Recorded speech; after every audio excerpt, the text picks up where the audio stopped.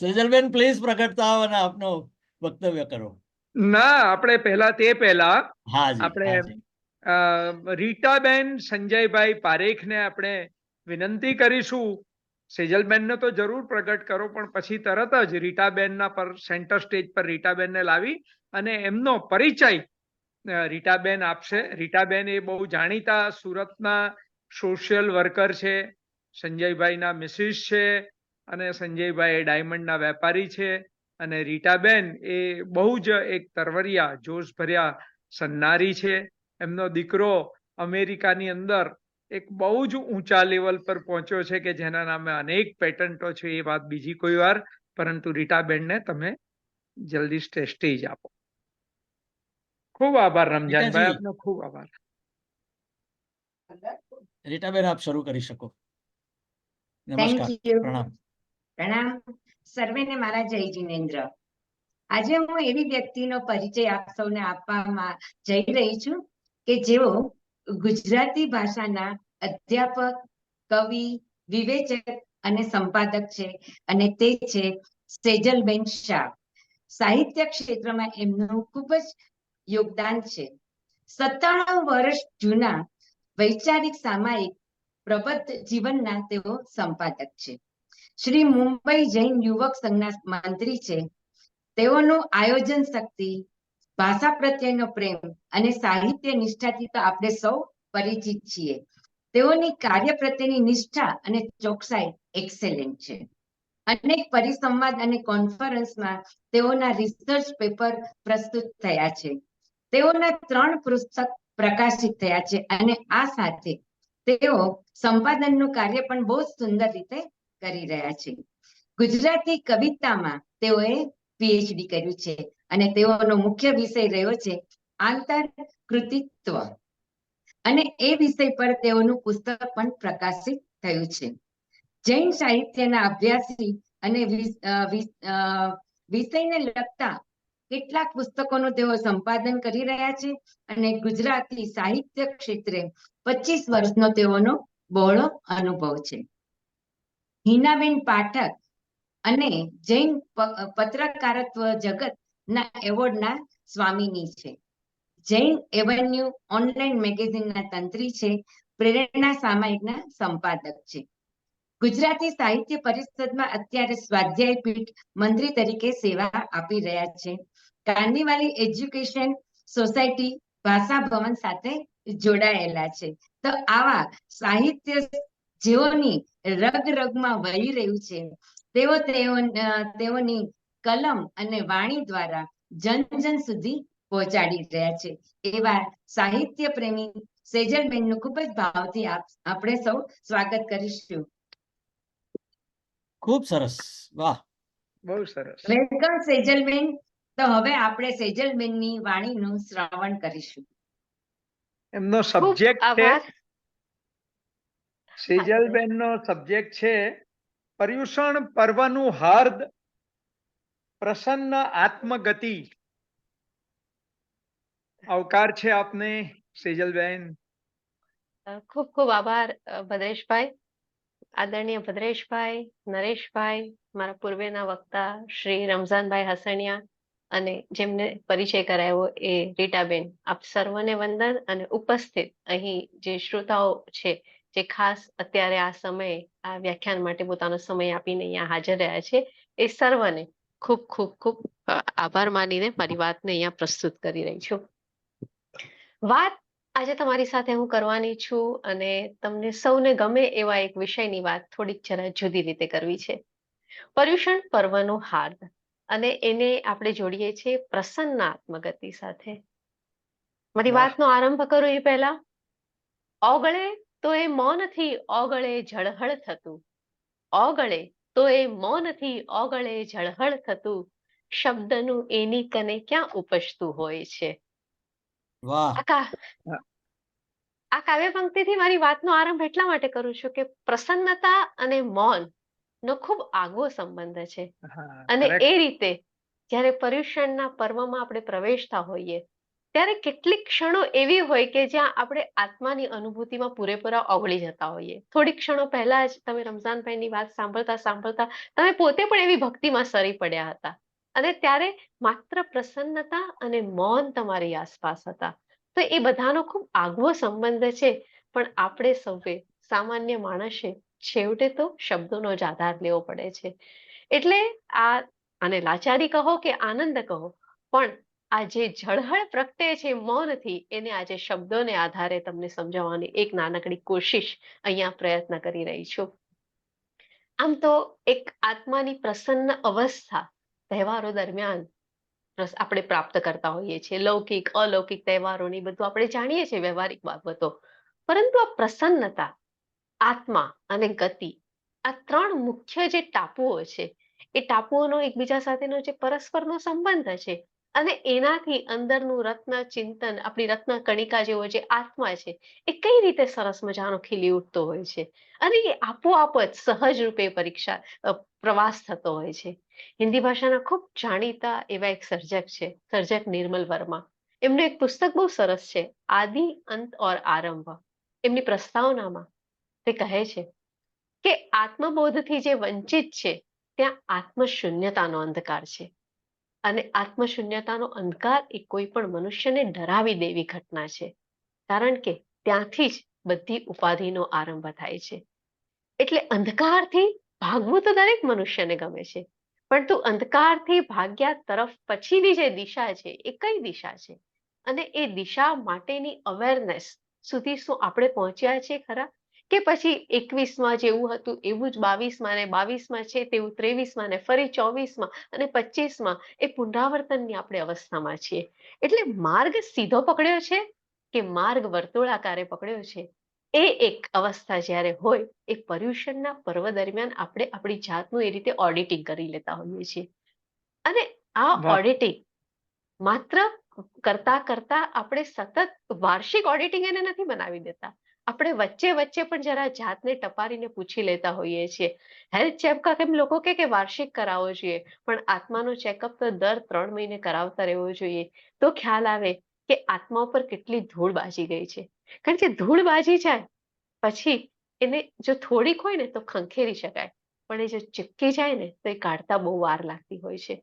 તો આ અલગ અલગ કાળખંડોમાં જે કંઈ આપણે વિચારતા હોઈએ છીએ, દ્રવ્ય ક્ષેત્ર, કાળ, ભાવ, એ બધાની વાત મારે તમારી સાથે નથી કરવી. મારે તો વાત કરવી છે તમારી સાથે પ્રસન્નતાની, આત્માની અને ગતિની, અને કઈ રીતે આત્માનું એ પર્વ ઉઘડે એની વાત થોડી કરવી છે. રમઝાનભાઈએ જે કેટલીક વાતો કરી એમાં તમે જુઓ કે ભક્તિનો એમને એક આખો પ્રવાહ લીધો, અને એ ભક્તિની વાત કરતા કરતા આપણે અધ્યાત્મ તરફ થોડા પહોંચતા જઈએ છીએ.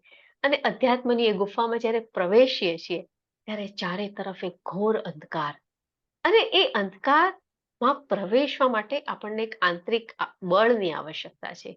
ઘણીવાર એ બળ આવી ભદ્રેશભાઈ જેવી, નરેશભાઈ જેવા કેટલાક ખંતીલા લોકો સતત પર્યુષણ વ્યાખ્યાનમાળા કરે, આ પ્રકારના વ્યાખ્યાનો કરે, એનાથી આપણને બળ મળે. કોઈકને એ બળ ગુરુ કૃપાથી મળે, કોઈકને એ બળ પોતાના સ્વાધ્યાયથી મળી જતું હોય છે, કોઈકને એ બળ એમના કુટુંબીજનો પાસેથી મળતું હોય છે. પણ એ બળની એને સતત આવશ્યકતા હોય છે, કારણ કે અત્યારે આપણે બધા એક 3D ચશ્મા પહેરીને બેઠા છે, અને એને કારણે આપણને બધું દેખાઈ રહ્યું છે બહુ સરસ મજાનું. પણ એ જેવા 3D ચશ્મા કાઢીએ તો ફરી પાછું ઓલો આભાસ દેખાય.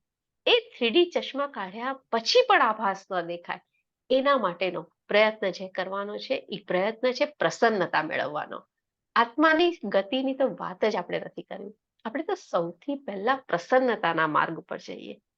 પ્રસન્નતા વિશે તમારા સુરતમાં જ એક થઈ ગયા પૂજ્ય શ્રી મોટા, અને પૂજ્ય શ્રી મોટાનો બહુ સરસ ગ્રંથ છે પ્રસન્નતા વિશેનો, અને એમને બહુ સરસ વાત કરી છે કે આ પ્રસન્નતા એટલે શું છે. આમ તો આપણા આગમમાં પણ વાત થઈ છે કે સુખની આત્મની અનુભૂતિ જે ક્ષણોમાંથી મળે છે એ પ્રસન્નતા છે. અને એ પ્રસન્નતા વિશે મોટા શું કહે છે? મોટા એ બહુ સરસ રીતે કહે છે કે આ અંદરથી આવતી એક વસ્તુ છે. પણ એ પહેલા પ્રસન્નતા શબ્દને જરાક છૂટો પાડે છે, અને કહે છે કે આ જો કેવો જુદો શબ્દ છે, એમાં આગળ પણ લટકણ્યું છે ને પાછળ પણ લટકણ્યું છે. કે પ્ર એ પૂર્વ પ્રત્યય છે, અને તા એ પર પ્રત્યય છે. જે ગુજરાતી ભાષાના અધ્યાપક હશે એને તરત ખ્યાલ આવશે કે પૂર્વ પ્રત્યય અને તા પ્રત્યય છે, પર પ્રત્યય છે. તો આ પૂર્વ પ્રત્યય અને પર પ્રત્યય બંને કાઢી નાખો તો તમારી પાસે જે શબ્દ બચે છે એ છે સત. સન.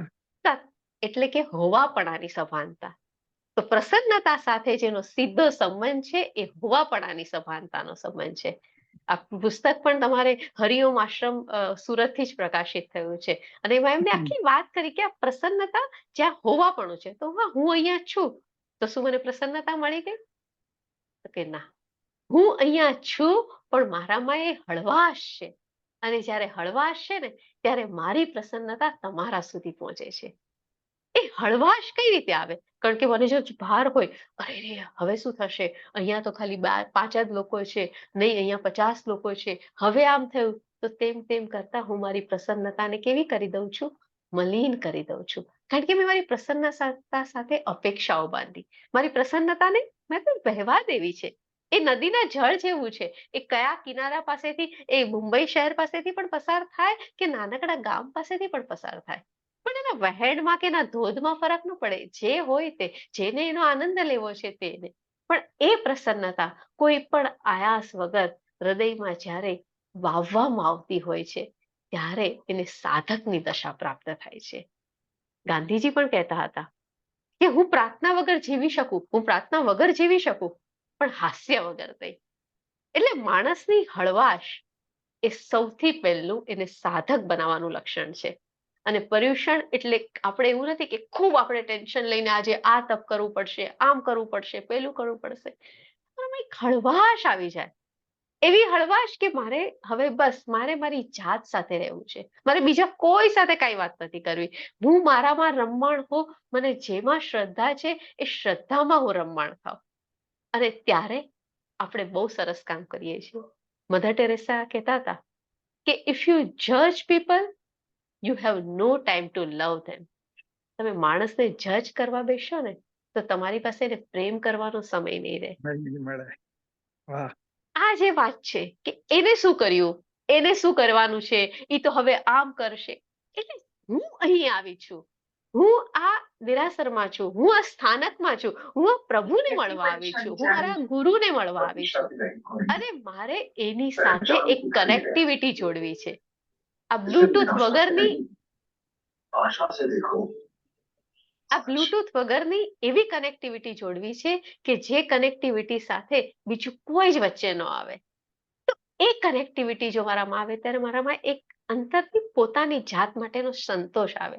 અને સંતોષ આવે એટલા માટે 2 શબ્દ અત્યંત મહત્વના છે. તમને સતત તમે અનેક વાર સાંભળ્યું હશે કે સ્વીકાર અને સમતા. આ 2 બાબત લઈને ચાલ. પણ આપણે કેવા છીએ? મને નિરંજન ભગત બહુ ગમે છે આ બાબતમાં. એને બહુ સરસ વાત કરી છે એક જગ્યાએ. એમણે એક સરસ કવિતા મૂકી છે. લાવો તમારો હાથ મેળવીએ, લાવો તમારો હાથ મેળવીએ. અને પછીની પંક્તિ જે છે ને વધારે મહત્વની છે. કારણ કે કવિને ખબર છે કે આપણે માણસ છીએ. એટલે હું કોઈને કહું કે લાવ ભાઈ તારો આપણે હાથ મેળવીએ, હેન્ડશેક કરીએ, તો માણસના મનમાં શું વિચાર આવે? એટલે કવિને વિચાર આવે છે કે આ માણસ કઈ વિચારે પહેલા જ હું પંક્તિ આપી દઉં. એટલે તરત એને કહે છે કે તમને એમ લાગશે કે મારે એની પાસેથી કઈ લેવું છે. એટલે કે છે લાવો તમારો હાથ મેળવીએ. અને પછી કવિ પૂછે છે મારે કહો શું મેળવી લેવું હશે મારે? કે મારે તમારી પાસેથી કઈ મેળવી લેવું હશે એવું નથી. તમારા હાથમાં તો કેટલું એ ધન હશે, સત્તા હશે, કીર્તિ હશે, પણ નરેશભાઈ મારે બધીને મ્યુટ કરો કશાયનું ને. કામ નહીં. નરેશભાઈ બીજાને મેં મ્યુટ કરી કરી દો. દીધા. સમીરભાઈ બોલતા હતા, એમને શાંત કરી દીધા. જી બેન, હા, પ્લીઝ ચાલો. કન્ટિન્યુ. નિરંજન ભગત Sorry. કહે છે કે લાવો તમારો હાથ મેળવીએ. અને પછી કે તરત બીજાને વિચાર આવે કે અરે એને શું કામ હશે, એને કેમ આજે મારી સામે હસ્યા, એને કેમ આજે આમ કર્યું? કે મારે કશું ના કામ. ધન હશે, સત્તા હશે, કીર્તિ હશે, મારે કશાયનું કામ નથી. મારો ઉદ્દેશ્ય શું છે? માત્ર હાથ મેળવવાનો છે. મારે આ પૃથ્વી પર જન્મેલા પ્રત્યેક જીવને મળવાનું છે. અને પ્રભુની વાણી કરતા ક્યાં જુદી વાણી છે કે જેમ તું જીવે છે એમ એને જીવવા દે. જેમ તને જીવવું ગમે છે એમ એને જીવવું ગમે છે. પૃથ્વીના પ્રત્યેક પ્રાણી સાથે તું એને જીવવા દે અને તું પોતે જીવ. ના તું એને જીવાડ, ના તને એ જીવાડશે. અને એ વિચારતા માણસની એક સૌથી મોટી બાબત જે છે એ એની ગણતરી. એ ગણતરીના સ્વભાવનો અંત આવે અને આત્માની વસંત ખીલે. આત્માની વસંત બહુ જુદી રીતે ખીલતી હોય છે. પ્રસન્નતા એ અંતરનું અંધારું દૂર કરવાની વાત છે. સાધકના અંતરનું અંધારું એ રીતે દૂર થતું હોય છે જ્યારે એ સેલ્ફ અવેરનેસમાં પ્રવેશે છે. એટલા માટે પ્રભુએ કહ્યું હતું કે જ્ઞાની માણસ જાગતો ભલો. બીજી વાત મારે નથી કરવી, પણ જ્ઞાની માણસ એ જાગતો છે અને સતત અવેર છે. અવેરનેસની સાથે આસક્તિ નથી, અવેરનેસની સાથે મને મેળવી લેવાની ગણતરી પણ નથી, પણ અવેરનેસની સાથે ખ્યાલ છે કે જે થઈ રહ્યું છે એની સાથે મારે ડિટેચ પણ રહેવું છે. પણ ડિટેચ રહેતા રહેતા મારે મારા આત્માને વધારે ને વધારે ખીલવા દેવો છે. એક માણસ એક રાજા હતો. એ રાજાને મન થયું અને પૂછવા નીકળ્યો કે ભાઈ સ્વર્ગ શું છે અને નર્ક શું છે. એવું એને મન થયું જાણવાનું કે સ્વર્ગ કેવું હશે અને નર્ક કેવું હશે. તો આને પૂછ્યું, અલગ અલગ માણસોને પૂછ્યું અને અલગ અલગ માણસો એને અલગ અલગ જવાબ આપતા હતા. કોઈકે કીધું સ્વર્ગ આવું હોય, કોઈકે કીધું સ્વર્ગ આવું હોય. તો આવા અલગ, પણ રાજાને કઈ સંતોષ નતો થતો. એકવાર એના રાજ્યમાં એક સાધુ આવ્યા અને સાધુને પૂછ્યું કે મારે જાણવું છે સ્વર્ગ કેવું છે. સાધુ એની સામે જોયું અને જોયું કે આ રાજા કેટલો ગંભીર છે. તો કે નહીં, મારે જાણવું છે સ્વર્ગ કેવું છે. તમે મને સ્વર્ગ પણ દેખાડો અને તમે મને નર્ક પણ દેખાડો. સાધુ એની સામે જુએ છે અને એને એમ કે છે કે તું કેવો દેખાય છે. આ તારું મોઢું જોઈને મને એમ, તું ભલે રાજ્યનો રાજા રહ્યો, પણ તારું મોઢું જોઈને મને ઘૃણા થાય છે. અને તારા શરીરમાંથી જો કેટલી બધી વાસ આવે છે. તને રાજા બનાવ્યો કોને? તું રાજા હોવાને લાયક નથી. આ પ્રજા બિચારી ડરને કારણે રાજાને ગુસ્સો આવે છે, ભયંકર ગુસ્સો આવે છે. અને તરત એનો હાથ તલવાર પર જાય છે અને કહે છે કે સાધુ, તારી હિંમત એટલું બોલવાની? ને સાધુ મલક મલક મલકાય છે અને કહે છે કે આ નર્ક છે. રાજાને એક ક્ષણમાં ખ્યાલ આવી જાય છે કે એને શું કર્યું. દેખે છે. અને પછી રાજા પોતે શરમાય છે, સાધુના પગે પડે છે, માફી માંગે છે. ને સાધુ પછી એની સાથે હસે છે કે મારે તને ખાલી અનુભૂતિ આપવી હતી. અને પછી રાજાના મોઢા પર એક મલકાટ આવે છે અને કે છે મને સમજાઈ ગયું. કે છે કે આ સ્વર્ગ છે. બહુ દૂર નથી આ સ્વર્ગ અને નર્ક. આ વાત આપણી અવેરનેસની છે. એને સાધુને ફરક નથી પડતો કે રાજાએ પૂછ્યું કે કોને પૂછ્યું. અને રાજાની અવેરનેસ જ્યારે આવી જાય છે ત્યારે આપોઆપ એને ખ્યાલ આવી જાય છે. બાકી આ કર્મોનું ટોળું તો આપણને પકડવા માટે બેઠું જ છે. અને એટલા માટે પૂજ્ય મોટા બહુ સરસ કે છે આગળ જતા કે સાધકનું પહેલું લક્ષણ શું છે? પ્રસન્નતા. કે તમે આ પર્યુષણ પર્વમાં પ્રવેશી રહ્યા છો. તમે પર્યુષણ પર્વ ન હોય તો પણ તમે તમારા જીવનમાં છો, તમે તમારા માનવ ભાવમાં છો અને તમારી પ્રસન્નતા એ સૌથી મહત્વની છે. તમારી આસપાસ એવા અનેક લોકો આવશે જે તમારાથી જુદું વિચારશે, તમારાથી જુદું કરશે, વ્યવહારથી, વચનથી, આચારથી એ કંઈક જુદી જુદી વસ્તુઓ કરશે. પણ એ બાબત તમારી પ્રસન્નતાને જો હણનારી બનશે ને તો મનુષ્ય તું બહુ નબળો કહેવાઈશ. કારણ કે તું તો મનુષ્ય છે. અને મનુષ્ય વળી નબળો કઈ રીતે હોઈ શકે? આવી જ એક સરસ વાત બર્ટાડ રસેલની છે. બર્ટાડ રસેલ તમે જાણો છો, અલગ જુદી જુદી શોધ કરી, બહુ વિદ્વાન હતા, ઘણી બધી ઊંડા મર્મજ્ઞ પણ હતા અને ફિલોસોફર પણ હતા. તો અનેકવાર વિચારતા હતા, ગણિતમાં હંમેશા ડૂબેલા રહેતા હતા, તત્વચિંતક પણ હતા. તો એકવાર એના મિત્ર એમને મળવા આવ્યા છે અને પોતે પોતાની વિચાર સૃષ્ટિમાં એકદમ મગ્ન છે અને એમને કઈ ખ્યાલ નથી આવતો રસેલને કે એમના મિત્ર આવી ગયા છે. એટલે મિત્ર એમની વિચારધારામાં ખલેલ પહોંચાડતા પૂછે છે કે ભાઈ શું થયું? આજે આટલા બધા તલ્લીન થઈ ગયા તમે? તો કે છે કે આજે જરાક મને વિચિત્ર જેવું લાગે છે.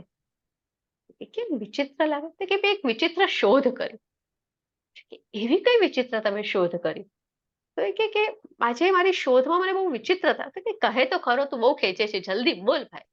તો બર્ટાડ રસેલ કહે છે કે જ્યારે જ્યારે હું કોઈ જ્ઞાની સાથે વાત કરું છું ને ત્યારે મને લાગે છે કે સુખની શક્યતા ક્યાંય નથી રહી.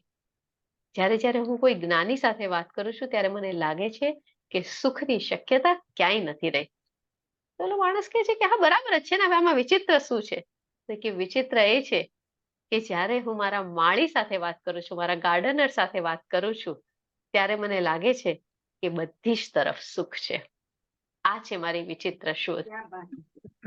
તો વાહ. જેની સાથે તમારું અંતર મળે છે, જેની સાથે તમારી એ માળીને પોતાના બગીચામાં ફૂલ ખીલે છે ને એનો આનંદ થાય છે. આ ફૂલ એ છૂટીને ઘરે નથી લઈ જવાનું. આ ફૂલ એને બીજા કોઈ માટે વાવ્યું છે. પણ એની પ્રસન્નતા એમાં છે. અને એની સાથે જ્યારે મળે છે તો સાધક આવો છે કે જે સાધક આગ્રહ અને વિગ્રહથી દૂર થયેલો છે અને એને ખબર છે કે એને આ પ્રસન્નતાના માર્ગ પર જવા માટે ઓલા આગ્રહ વિગ્રહ કશાય બધાથી દૂર જવાનું છે. મૈત્રી ભાવનું પવિત્ર ઝરણું એને સતત પોતાનામાં વહાવતું રહેવાનું છે. અને પ્રભુના સંતાનો તો એવા જ હોય કે જ્યારે એ નીકળે ત્યારે એના મનમાં મૈત્રી જ ભાવ હોય. એના અરે સેજલ છે ઉભા થવાનું, અરે આ આમ છે, અરે આ આમ છે. અરે તમે વિચાર કરો, એ જ્યારે અહંકાર આવે ને ત્યારે યાદ કરીએ, ચાલો એ ગૌતમ સ્વામીને આપણે આપણા થોડાક આવા વાતોને, આપણે આપણી થોડીક આવી વાર્તાઓને મનમાં સતત રોપી રાખવી જોઈએ. કારણ કે ગૌતમ સ્વામી લબ્ધિના ભંડાર, પણ જેવું ભગવાન મહાવીર કહે છે કે આનંદને જ્ઞાન થયું છે અને તરત જ એમની માફી માંગવા જાય છે. તો એવી આપણામાં ક્યારે આવશે સહજતા, એવી સરળતા ક્યારે આવશે? અને એ જો આવશે તો આપણે પર્યુષણના પ્રવેશ માટે આપણી જાતને ક્વોલિફાય કરશું. અને ત્યારે આપણે વાહ. જેમ કહીએ છીએ કે પર્યુષણનું જે હાર્દ છે એ પ્રસન્નતા, આ પ્રસન્નતા છે. પ્રસન્નતા પછીની જે તમારી ભાત છે એ છે આત્મા. પ્રસન્ન તો થઈ ગયા, બહુ, ચાલો આપણે બધી રીતે મુક્ત થતા ગયા. ચલો આજે આપણને હવે હોટલ અને પિક્ચરની બદલે પોતાની જાત સાથે વાત કરવામાં મજા આવી ગઈ, આજે આમ થયું. પણ એ પ્રસન્નતા પછીનો એક બીજો મુદ્દો આવે છે કે હું પ્રસન્ન તો થયો, મારામાં એ અવેરનેસ આવી, પણ એ અવેરનેસે મને મારી તરફ વાળત્યા કરી ખરી. કારણ કે આપણે બે પ્રકારના અરીસાઓ લઈને ચાલીએ છીએ. એક અરીસો, હું મારો જ આજનો ઉદાહરણ તમને આપું કે જ્યારે આ મીટિંગ ચાલુ થઈ ત્યારે મેં મારો કેમેરોને ચાલુ કર્યું, નરેશભાઈને, ભદ્રેશભાઈને, રમઝાનભાઈને હલ્લો હલ્લો કર્યું. પછી મેં જોયું કે મોઢા પર પ્રકાશ નહોતો આવતો. રમઝાનભાઈ ઓબ્ઝર્વ કરી હશે આ બાબત. તો પછી મેં શું કર્યું, તરત જ લેપટોપ ફેરવ્યું, પ્રકાશ આવે એવું કર્યું. તો આ શું હતું? મારી એક ક્ષુલ્લક ક્રિયા. કારણ કે આપણો ચહેરો બીજાને સારો દેખાવો જોઈએ, તો આપણે આ એક અરીસો લઈને ચાલીએ છીએ. હવે પણ બીજા કેટલાક માણસ જેને આત્માની વાત કરવી છે, એક બીજો એક અરીસો લઈને ચાલે છે. એ અરીસામાં એ પોતાને નથી જોતા, એ અરીસામાં એ પોતાના આચારને, પોતાના વર્તનને અને પોતાના ચરિત્રને જુએ છે. અને આપણે આ અરીસાને મૂકીને ઓલા અરીસા તરફ જવું છે. કારણ કે ઓલો જે અરીસો છે ને, એ માત્ર સામેનું પ્રતિબિંબ નથી દેખાડતું, એ આરપાર દેખાડે છે. આપણું પ્રતિબિંબ અને આપણી અંદર રહેલી વિકૃતિઓ પણ આપણને દેખાડે છે. અને એ જોવા માટે આપણી આંખ ખુલ્લી રહી શકે એવું બળ આપણને જોઈએ છીએ. અને એ બળ આપણે આપણા આત્માને જેટલો નિર્જરા તરફ લઈ જઈએ, જેટલો એને મુલાયમ બનાવીએ, ત્યારે પ્રગટે છે. અને મુલાયમ બનાવવાની વાત છે ને, આમ તમે કહો ને કે હા સેજલબેન વાત કરવી સહેલી છે, તો હું પણ કહીશ કે હા સહેલી છે.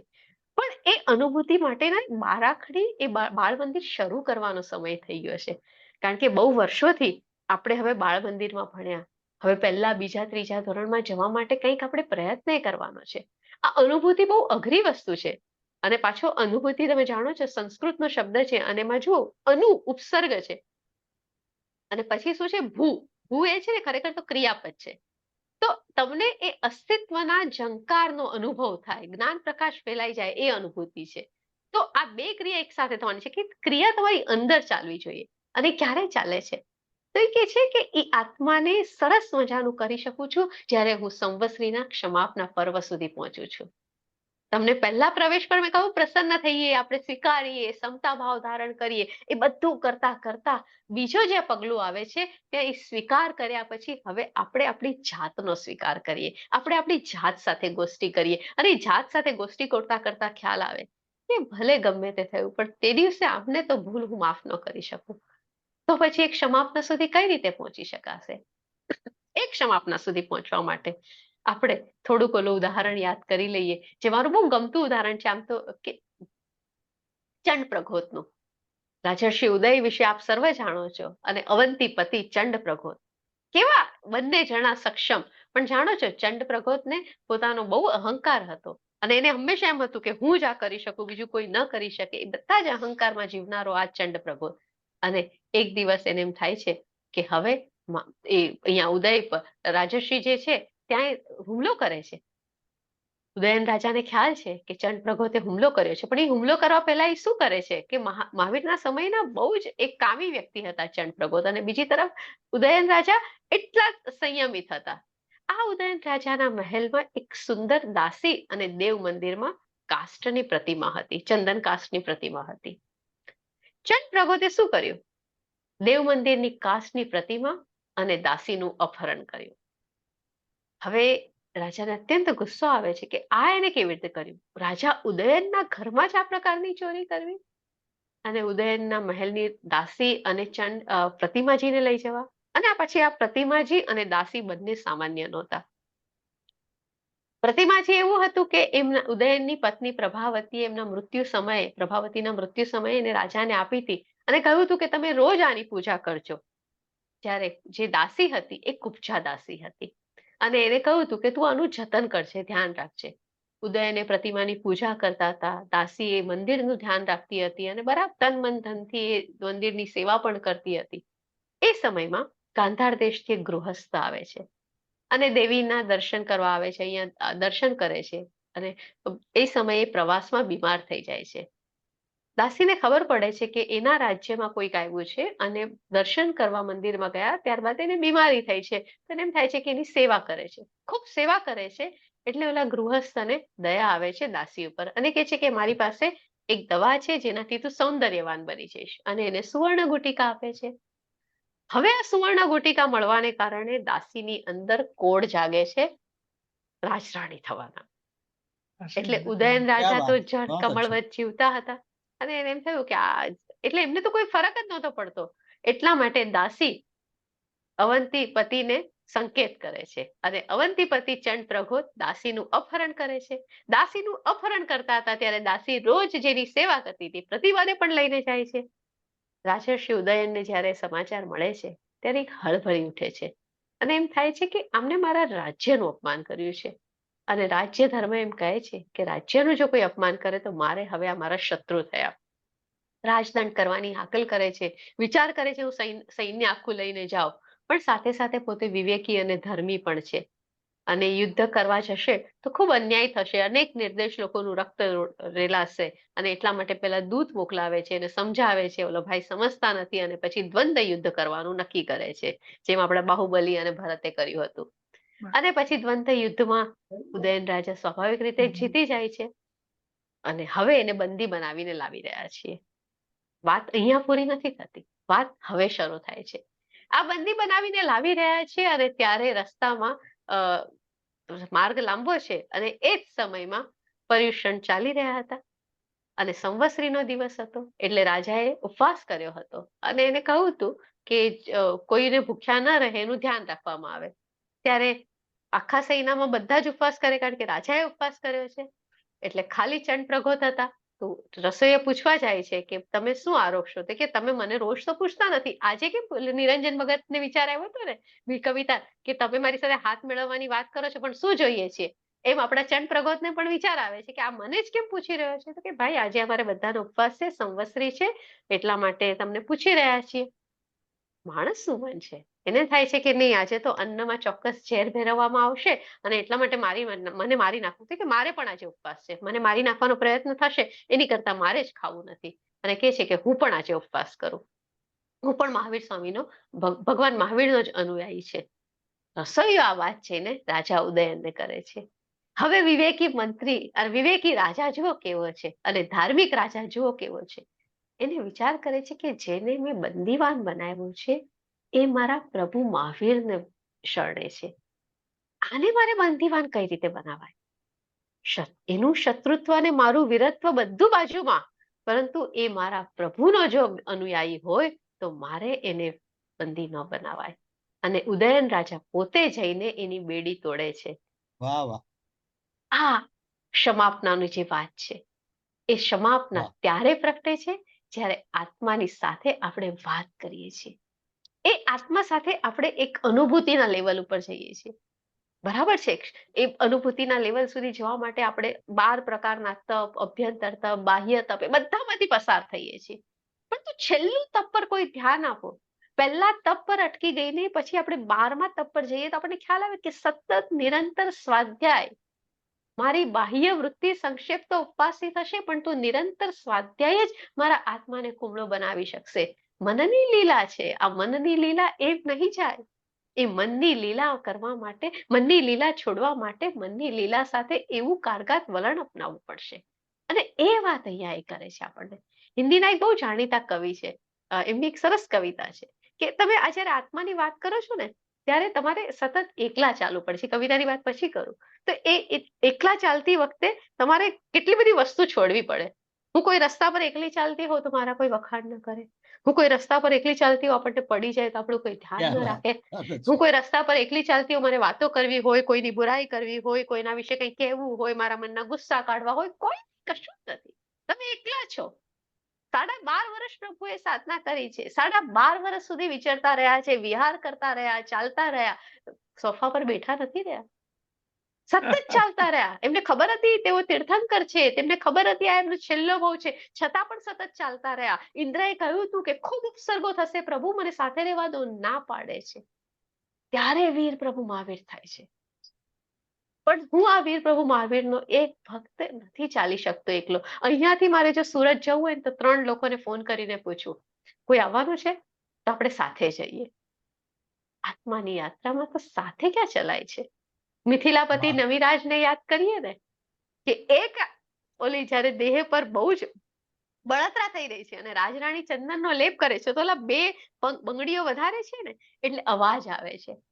તો બંગડીઓ વધારે હોવાને કારણે અવાજ આવે છે એટલે રાણી એક બંગડી કાઢી લે છે જેથી લેપ કરતી વખતે અવાજ ન થાય અને કષ્ટ ન થાય.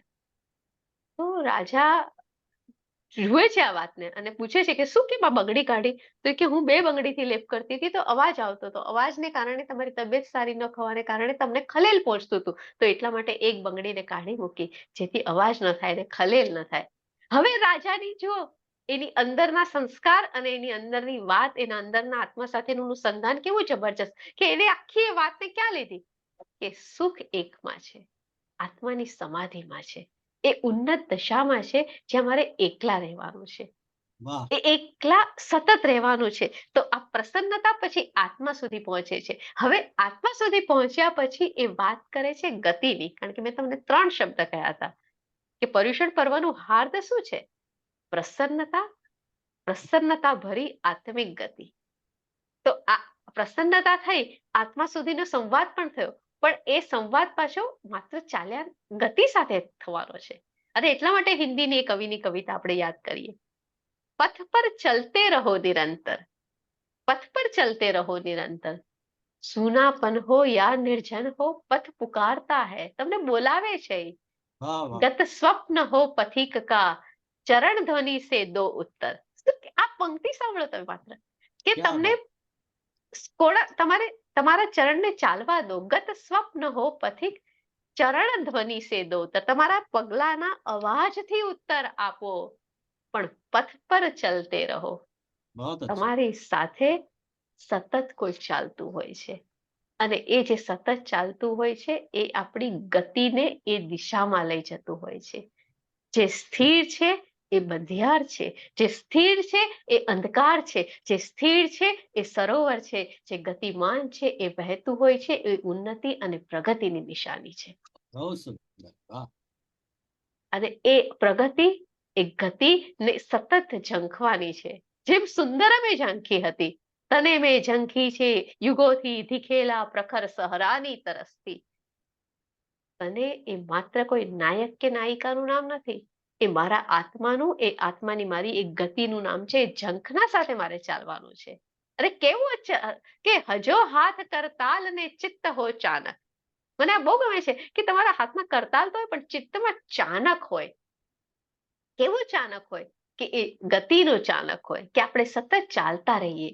ચાલતા રહીએ પણ એટલે પગને ખાલી રસ્તા પર ચલાવવાની વાત નથી. આત્માની નિકટ પહોંચતા પહોંચતા પહોંચતા એની નિર્જરા કરતા કરતા એને શુદ્ધ બુદ્ધ આત્મા બનાવીએ અને પછી સુખડની જેમ એમાં ઓગળતા રહીએ.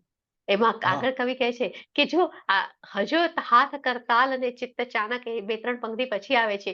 સુખડ જેમ શબ્દો ઉતરતા રહે, સુખડ જેમ શબ્દો ઉતરતા રહે, તિલક કોઈ આવીને કરશે અચાનક. અચાનક કોઈક આવશે અને તમને તિલક કરી જશે. તમને ખ્યાલ પણ નહીં આવે ચાલતા ચાલતા. પ્રભુ ગૌતમ વિલાપ કરે છે કે પ્રભુ મહાવીર તમે મને મૂકીને ચાલ્યા ગયા. હું દેવ શર્માને પ્રતિબોધવા ગયો હતો અને તમને ખબર હતી તમારો નિર્વાણનો સમય, પણ તમે મને મૂકીને ચાલ્યા ગયા. એ વિલાપ પછી રાગમાં પરિણમે છે, રોષમાં, કે હવે તમારા વગર મને કોણ કહેશે, તમે મને હાથે કરીને જ મૂકીને ગયા. અને પછી એ મંથન કે તમે સાચું કહેતા હતા. અને એ મંથન એમને કેવળ જ્ઞાન સુધી પહોંચાડે છે. જે ગૌતમ સ્વામીએ પોતાના પ્રભુ મહાવીરની હયાતીમાં અનેક શિષ્યોને પ્રતિબોધ્યા, એ સર્વને કેવળ જ્ઞાન થયું, પણ એમને નહોતું થયું. અને એ પ્રભુ મહાવીર સમજે છે કે આસક્તિ છે, તીર્થંકર પ્રત્યેની આસક્તિ પણ તો વચ્ચે આવી ગઈ. તમે કહો છો ભગવાનને, પણ એ તીર્થંકર સાથેની આસક્તિને કારણે પણ એમને કેવળ જ્ઞાન નહોતું થયું. અને પ્રભુ સમજતા હતા એ વાત. અને એટલા જ માટે છેલ્લી ઘડીએ દેવ શર્માને પ્રતિબોધવા મોકલે છે. અને રસ્તામાં સમાચાર મળ્યા પછી એમનું જે મંથન થાય છે, એ મંથનમાં તમે જુઓ, આપણે દિવાળીના દિવસે પ્રભુનું નિર્વાણ અને બેસતા વર્ષે ગૌતમ સ્વામીને કેવળ જ્ઞાન.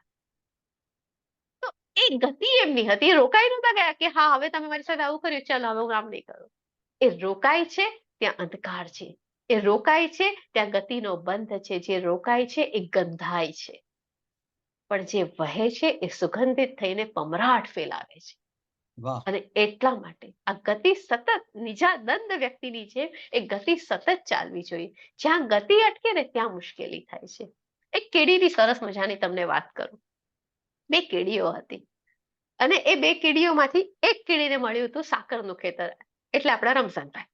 અને બીજી કડી હતી મીઠાનું ખેતર, તો બીજાને મળી હતી મીઠાનું ખેતર, એટલે તો ખારું ખારું મળ્યું હતું. હવે આજે મીઠાનું ખેતર જેની પાસે હતું, એને આખો દિવસ ખારું ખાઈને બહુ કંટાળો થાય, એટલે એને થયું કે મને પણ સ્વીટ તો ખાવું છે. એટલે એ ઈચ્છે છે કે આપણે સ્વીટ ખાવું છે. તો એક દિવસ જાય છે જેની પાસે સાકરનું આખું મેદાન છે, ખેતી છે એની પાસે, અને કહે છે કે મને તારા ખેતરમાં આવીને થોડીક સાકર ખાવા દે. તો કે હા ચોક્કસ ખા, કેમ નહીં, આ બધું અહીંયા જ પડ્યું છે, તારે જેટલું ખાવું એટલું ખા.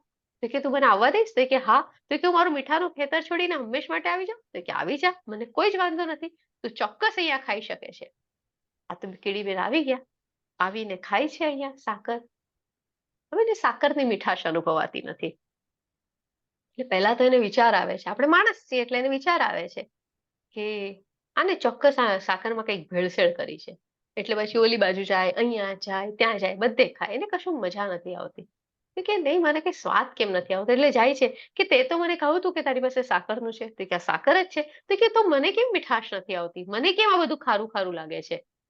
હવે આખડી પણ વિચારમાં પડે છે કે આવું કેવી રીતે થઈ શકે, મને તો આ મીઠું જ લાગે છે.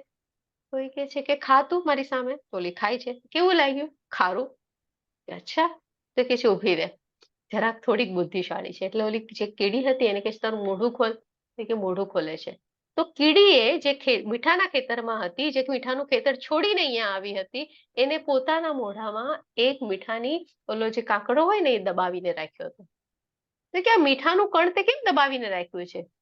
તો કે સમજો તું મને અહીંયાથી કાઢી મૂકત અને હું બીજું ખેતર શોધત, ત્યાં સુધી મારે કંઈક તો ખાવા જોવત ને. તો એ કે છે કે જ્યાં સુધી તું તારા મોઢાનું આ મીઠું બહાર કાઢીશ નહીં, ત્યાં સુધી મારી આપેલી સાકરની મીઠાશ તને કેવી રીતે આવશે? બહુ સુંદર, વાહ વાહ. હા, આ મીઠાનો કાકડો આપણે મોઢામાં રાખીને બેઠા છીએ અને સાકરનો સ્વાદ મેળવવા માટે મથી રહ્યા છીએ. પણ એ સાકરનો સ્વાદ મેળવવા માટે ઓલું જે મીઠાનો કાંકરો છે ને એ કાઢવો પડશે. મીઠાના ખેતરમાંથી સાકરના ખેતરમાં તો આવી ગયા, ગતિ કરી, પણ ગતિ કર્યા પછી જે ભાવ કેળવવાનો હતો એ ન કર્યો, અને ભાવ ન કેળવ્યો એટલે ત્યાં સઘળી મુસીબત થઈ ગઈ. એક બીજી સરસ આવી જ વાત એક તે સાંભળી શકો કે આ જે કુદરત આપણને જે કંઈ આપે છે એને સહજ રૂપે મેળવવાની વાત છે. કારણ કે જે સાધક છે એ સહજ હોય છે, જે સાધક છે એ સરળ છે. ગૌતમ સ્વામી કેટલા સહજ અને સરળ હતા. સતત યાદ કરીએ તો હજી પહેલો પ્રહર હોય પ્રભુએ દેશના આપી હોય, અને બીજા પ્રહરમાં તો પ્રભુની દેશના બધાને સમજાવતા હોય ગૌતમ સ્વામી, અને જ્ઞાનથી ભરપૂર હતા, ખૂબ જ્ઞાન હતું, અને છતાં પણ કેવી કુતૂહલતા હતી, કેવી કુતૂહલતા. ક્ષણે ક્ષણે નાના બાળકની જેમ સવાલ પૂછે અને સવાલ પૂછીને વધુ ને વધુ જાણે. એમની ગતિને જોઈએ તો આપણને ખ્યાલ આવે કે પ્રસન્નતા અને આત્માની ગતિ એ એવી નિજાનંદની વસ્તુ છે જે સતત આપણને પર્યુષણ શું એ સમજાવે છે. પર્યુષણ એટલે માત્ર આપણે વસવું એવું નથી, પણ આત્મામાં વસવા માટેનો એક પ્રયત્ન એ પર્યુષણ છે. આત્મા વસવા માટે એક મંથન સતત કરવું પડે એ પર્યુષણ છે. અને એટલા માટે એને અલૌકિક પર્વ કહ્યું છે. અને કહે છે કેવું કે મૂળ માર્ગ સુધી પહોંચો તમે. આ મૂળ માર્ગ સુધી પહોંચવાની આખી વાત છે. જ્યાં સુધી મૂળ માર્ગને નથી પહોંચતા અને દેહાતીત અવસ્થાને છોડતા નથી અને શુભ ભાવ વડે મન શુદ્ધ કરો. કૃપાળુ દેવનું પદ આપણને ખબર છે કે શુભ ભાવ વડે મન શુદ્ધ કરવાની વાત છે.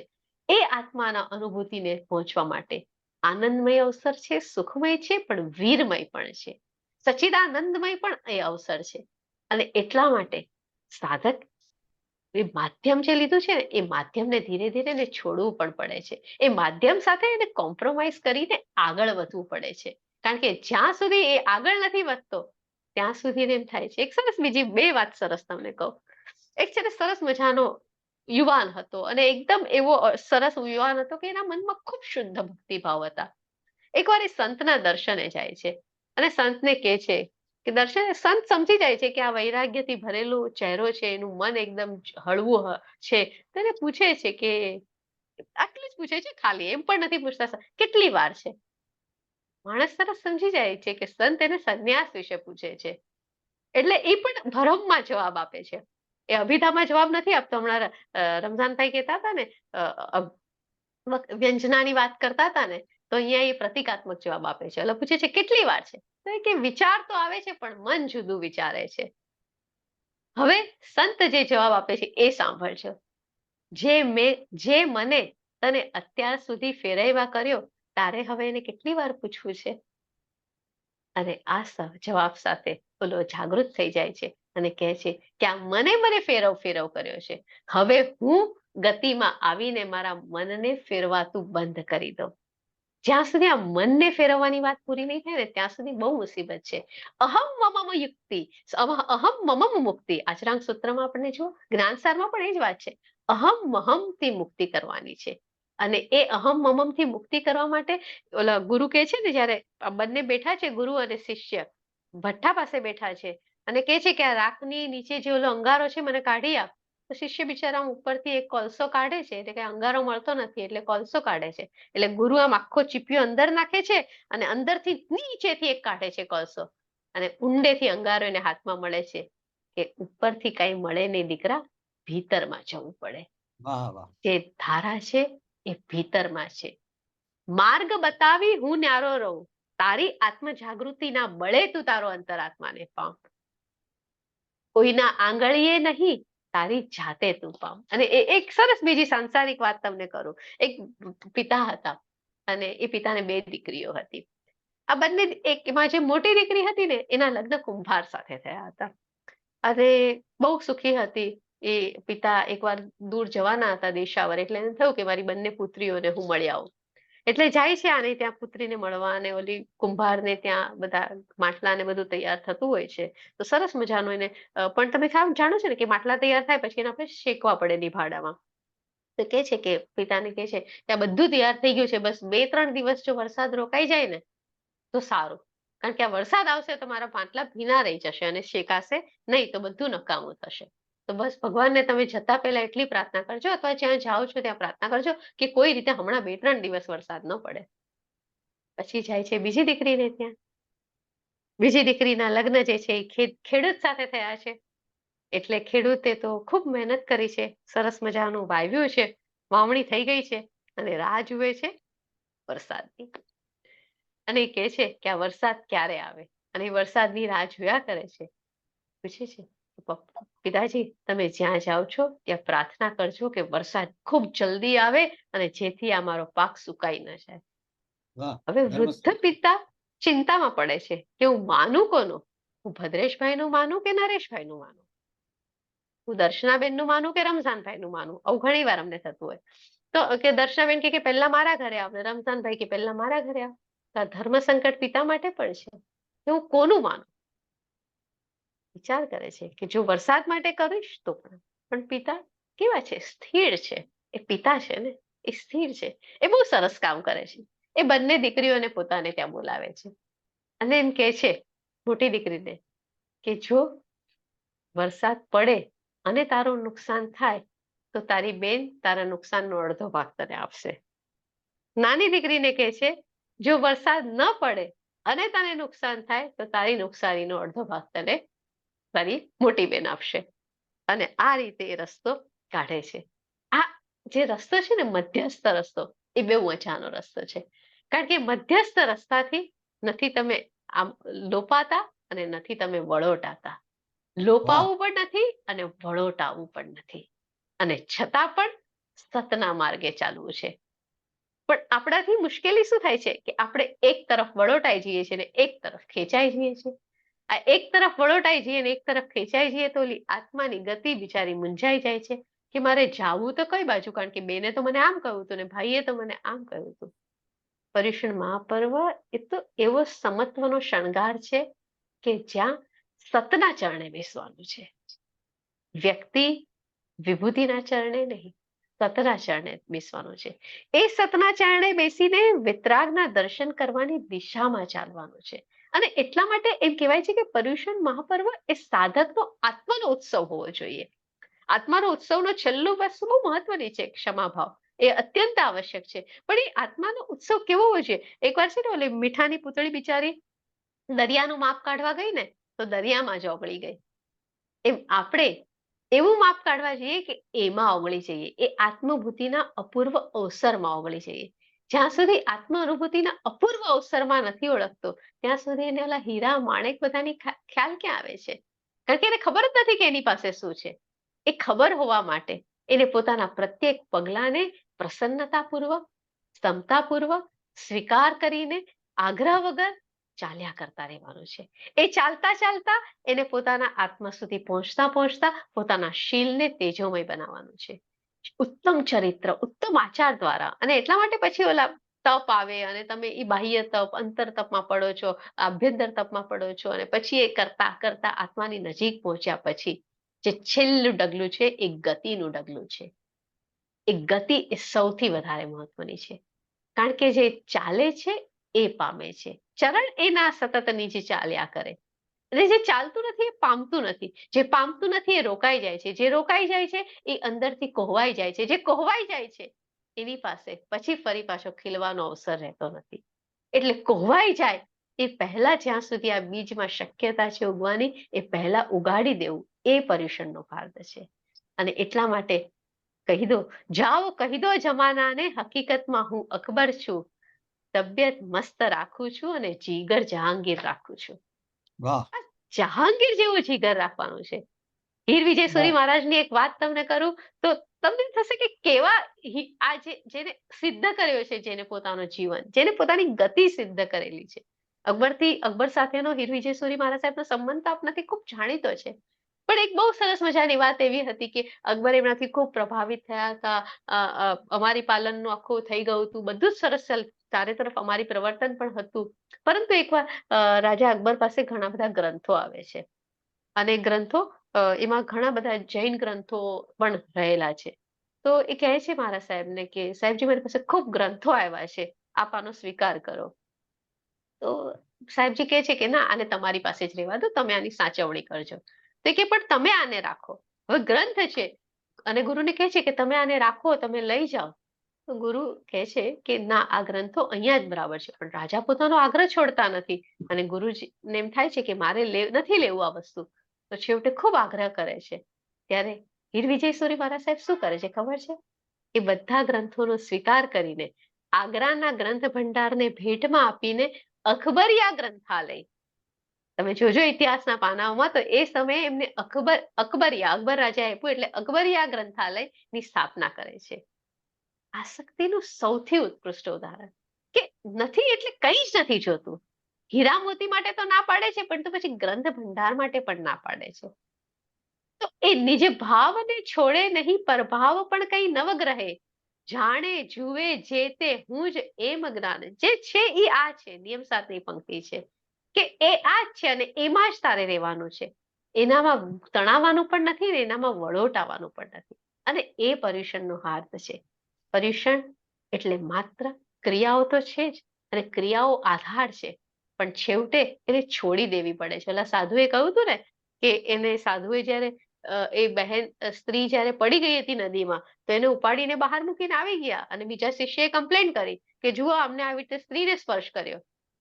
તો ગુરુ સરસ જવાબ કે છે કે એ તો એને કિનારે મૂકીને આવી ગયો છે, તું અહીંયા સુધી કેમ લઈને આવ્યો છે? बहुत खूब, वाह આપણે વાહ. આવા કઈ પોટલાઓ આપણી સાથે લઈને ચાલીએ છીએ અને આપણી પાસે એટલું બધું વજન છે કે આપણને પોટલાઓ લઈને ચાલવાની મજા આવે છે. આપણે થોડાક આપણા પોટલાઓને હળવા કરીએ, આપણા પોટલાઓને જ્યાં ને ત્યાં મૂકી દઈએ અને આપણા જાતની અંતરની તપાસ કરીએ. રૂમીની એક વાત કહીને મારી વાતને પૂરી કરું છું. નાનું શું કામ કર, એટલે નાનું સરખું કામ કર, તારા જ અંતરમાં તારી તપાસ કર. તારા અંતરમાં જઈને તારી તપાસ કર, કારણ કે તું અંતરમાં તપાસ કરીશ તો તને ખબર પડશે કે આ આત્મારૂપી જે તેજ છે ને એને તે એક સરસ મજાના કપડામાં વીંટાળીને મૂકી દીધો છે, જેને કારણે એનું તેજ બહાર નથી આવતું ને હજી પણ અહીંયા અંધકાર છે. જરાક આ કપડું હટાવીને જોઈશ તો તને ખ્યાલ આવશે કે આ તો તેજોમય દુનિયા છે, આ આત્મપ્રકાશની દુનિયા છે.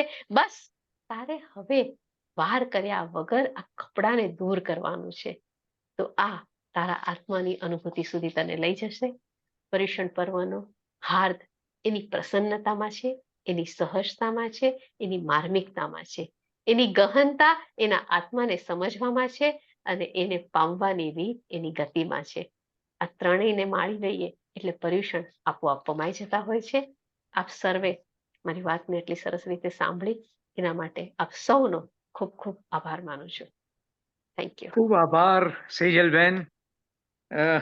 बहुत सुंदर, वाह. As usual, you are always green and evergreen, brother. આપે બહુ જ સરસ સુંદર વાત બહુ માર્મિક રીતે બહુ સરસ રીતે કરી અને અદ્ભુત રીતે આ પર્યુષણ પર્વની આપ શરૂઆત કરાવી આપે. આવતીકાલે ડોક્ટર બિપિનભાઈ દોશી મુંબઈથી બોલશે. મુંબઈ યુનિવર્સિટીમાં જેઓ જૈન કોર્સ ઉપર કામ કરી રહ્યા છે અને વિશ્વના અનેક યુનિવર્સિટીઓમાં પણ જે સંકળાયેલા છે તે ડોક્ટર બિપિનભાઈ દોશી પર્યુષણના 5 કર્તવ્યો પર બોલશે અને એમની સાથે બીજા વક્તા તરીકે પ્રબુદ્ધ વક્તા તરીકે શ્રી ચંદ્રકાંતભાઈ બી મહેતા ન્યૂ જર્સી યુએસએ થી બોલશે. ચાલો મોક્ષના બીજ વાવીએ. ચાલો મોક્ષના બીજ વાવીએ. એ ચંદ્રકાંતભાઈ મહેતા બીજી વાર આપણી આ પર્યુષણ વ્યાખ્યાનમાળામાં પધારશે આવતીકાલે 9:30 થી 10:30. તો આપ તમામ આપના પરિવારજનો સાથે આપના મિત્ર મંડળ સાથે જરૂરથી હાજર રહેજો. હે હાલો,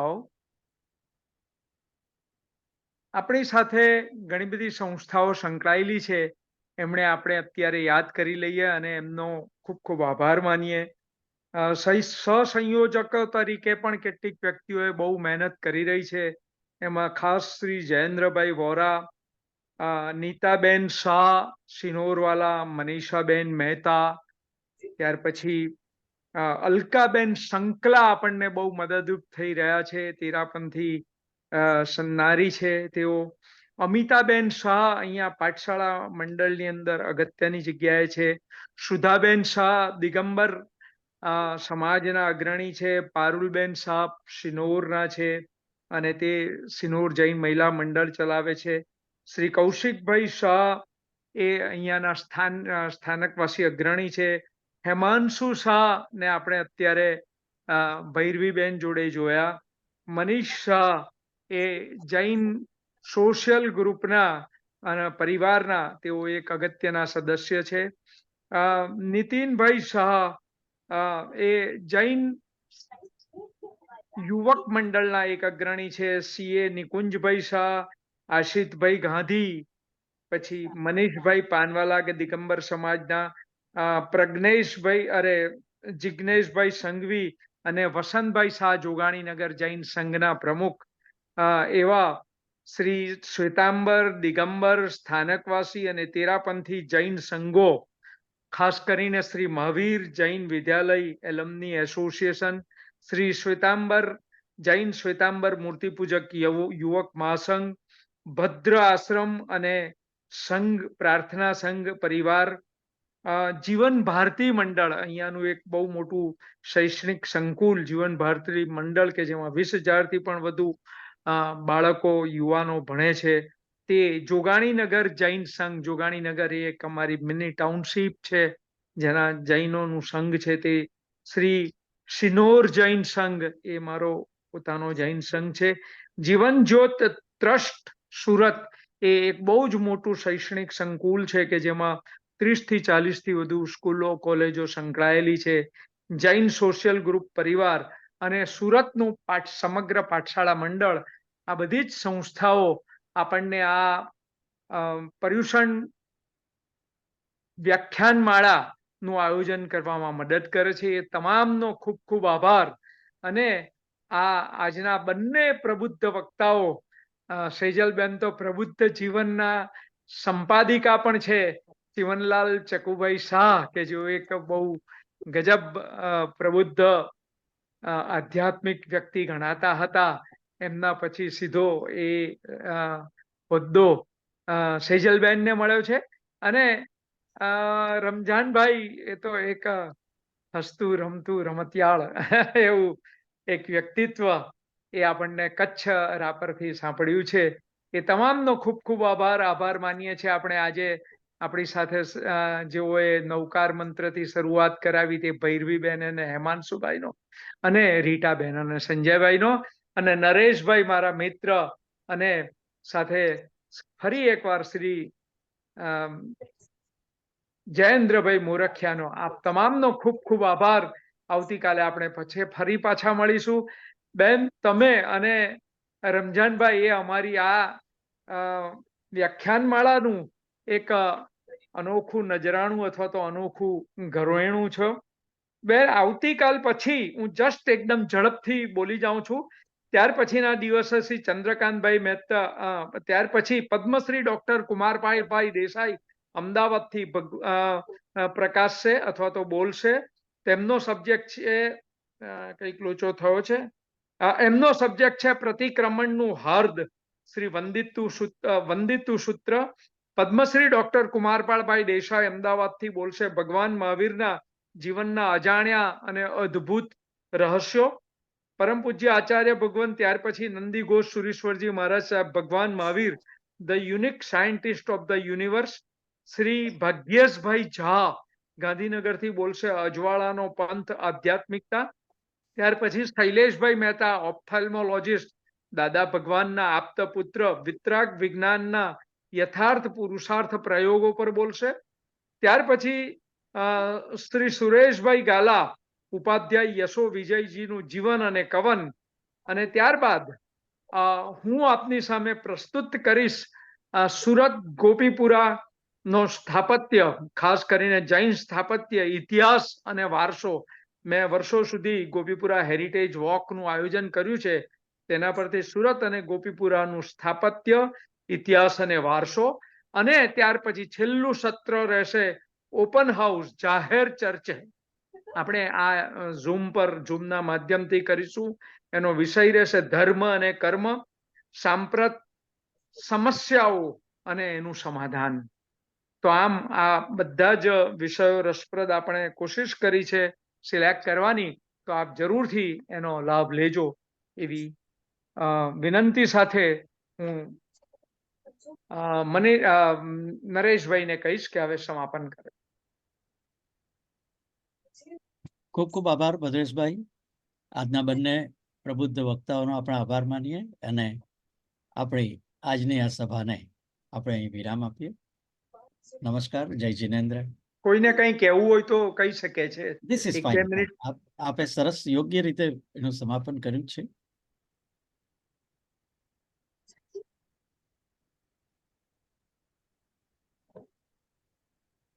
તો આજની આ સભાને આપણે વિરામ આપીએ. આપ સૌનો ખૂબ ખૂબ આભાર. નમસ્કાર.